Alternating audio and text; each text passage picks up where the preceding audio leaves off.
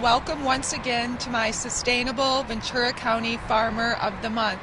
Today we're here in lovely Camarillo, California at McGrath Family Farm. I'm sure you've seen it. It's just off the 101 on Central Avenue, and we are going to take you around one of the most charming family farms in Ventura County. We will be talking to Phil McGrath today, and we will be going to all the little nooks and crannies of the farm. McGrath Family Farm's organic fields are all behind me, and they are stunning and just picturesque. There's wildflowers growing amongst the organic strawberries, and then off in the distance you have some farm workers. And I really want to emphasize that without our farm workers of Ventura County, none of our agriculture and farming would be possible. They work so hard. They do a lot of the planting, picking, packing, and so many hands touch our food before it gets to our plate in Ventura County. And over there you can see them planting off in the distance, and I just have such an appreciation for them, and I hope you do too. Hi, I'm here with Phil McGrath, my Ventura County Sustainable Farmer of the Month. And Phil, I don't know if you know, I grew up on a farm in upstate New York. My whole childhood and youth was spent on a farm. Really? And 3 years ago I came here and I was started to teach kids about agriculture and farming, and I consistently heard people say, well, have you talked to Phil McGrath yet? Have you talked to Phil McGrath yet? Have you met Phil McGrath? And I so don't know why they said. so I'm very happy to be here with you today. Thank you, Mary. And can you tell me a little bit about the history of McGrath Family Farms? Sure. Excuse me. My great-grandfather came to California in 1867, and I think it was around the early 1870s he settled here and developed a farm operation that went from the Santa Clara River to Wainimi all along the coast, and he had 5,000 acres. 5,000 acres in Yeah. 1870. Yeah, well, I mean, he accumulated, I think he died in 1925, I'm not sure. And then he had 11 children, and they built on his farming operation. He started out as a sheep farmer and got into cattle ranching, and then his sons, my grandfather and his 3 brothers, and he had 7 sisters, they got kind of out of cattle ranching and went into dairy farming. And then my grandfather had 4 children, one of those obviously my father, and he was born on a dairy farm, and they got out of dairy and got into row crop farming, which is what we're doing here. And I think, if anything, my transition is getting out of chemical farming, using pesticides or chemical fertilizers, and farming organically the way my great-grandfather, my grandfather, and half of my dad's life was. They didn't need that adjective. That was traditional farming then, and that's kind of what I'm doing here. And I think farming in paradise. That's people ask Farming me, in paradise. Now, how many acres do you have now? My family owns 300 acres here in Canada. And what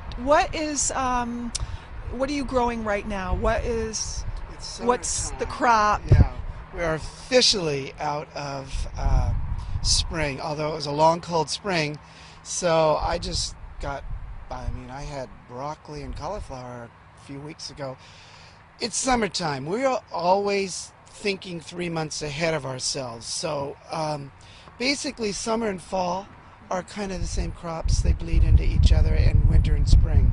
Right now I see a lot of strawberries behind us here, and I see some squash. Yeah, but strawberry season is springtime. Right. And there's 2 strawberries in the world of strawberries. I mean, there's thousands, but there's ever-bearing strawberries and on-cycle strawberries. These are ever-bearing strawberries. These are called seascapes.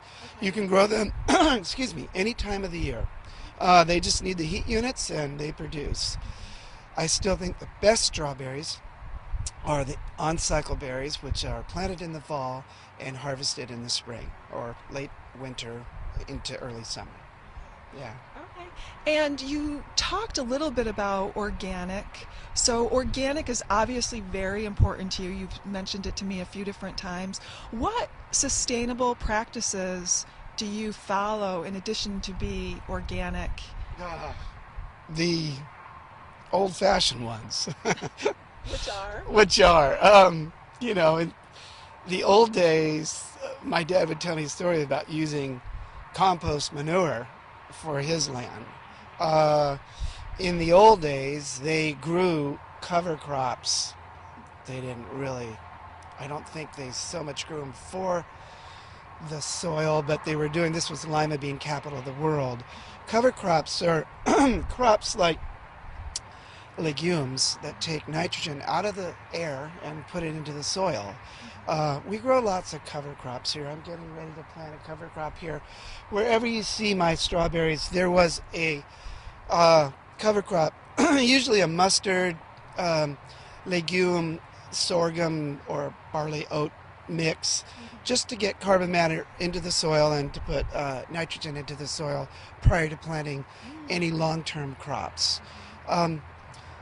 Cover cropping, companion cropping, composting, crop rotation. Yeah, I'm seeing a lot of diversity here. You've got, are these pollinators? Are these attracting pollinators? Of course,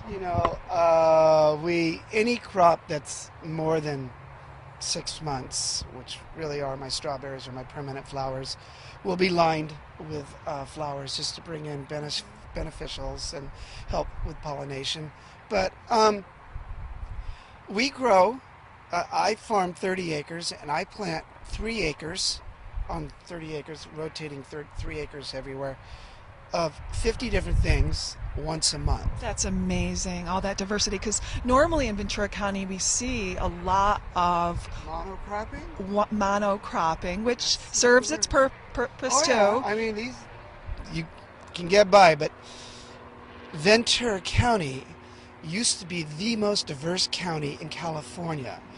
There was a time we had over 75 commercial products out of this county, and now we are weeding that down to just the crops that we make money on, and there's nothing wrong with that. It's just that most of those crops are luxury crops. Most of those crops do take more water, more chemicals, and more labor than other crops. So 50 different crops is pretty amazing. Now, I know that at McGrath Family Farms, education is very, very important to you. Now, why is educating the youth of Ventura County so important and dear to you? we all know that answer. Obviously, education is going to save agriculture in this county, and yeah, we are trying to set this farm up, obviously with the market center, and we have an old schoolhouse there that kind of represents education. We use it for our office and sales facility. And you bring a lot of kids through here on tours. Yeah. How many children came through here last year? Last year, I think we had probably 1,500 to 2,000, but about 4 or 5 years ago, I had over 4,000, 5,000 kids. Obviously, it depends on them getting the buses and getting grants for the buses, but our farm is set up with lots of trails, and the diversity is all about educating, and most kids go to farms and see 1 or 2 crops, maybe. I think there's a lot to be said about diversifying and talking about different citrus or different flowers or different vegetables. And basically that's what we have here. Flowers, we have lemons and strawberries and a lot of different vegetables. So it's like an old-fashioned farm in the 21st century, because you also have a petting zoo and you have animals. So to wrap this up in the next few minutes, Sure. Is there anything else that you want to pass on to the teachers and to the students in Ventura County? Well, this farming here is very different to all the other farmers, and I know why the other farmers are farming that way. We're all just trying to get by. It's tough, but what I'm doing here is called direct marketing. I don't have a middleman. The direct marketing program of California started in 1978. this is all about going to farmer markets, going to restaurants, selling roadside, and having a community-supported ag program. This is what old farmers used to do. I mean, I know my grandfather used to go down to LA Market and sell product down there. What Ventura County farmers markets can we find your produce at? We just started a new one today in Thousand Oaks, actually, called the Lakes, and I'm very excited about that because I know they're centering on a lot of local growers, a lot of organic. We're also in Ojai, we're in Camarillo. We've done others, but right now we do 10 markets a week, and it's hard to do more. It's just very difficult. So buying local, buying from your local Ventura County farmers. I'm sure Phil McGrath would love to see you at the farmers markets. And now he's going to bring us over to his produce stand so we can see what he sells right here off the 101. Good. Okay.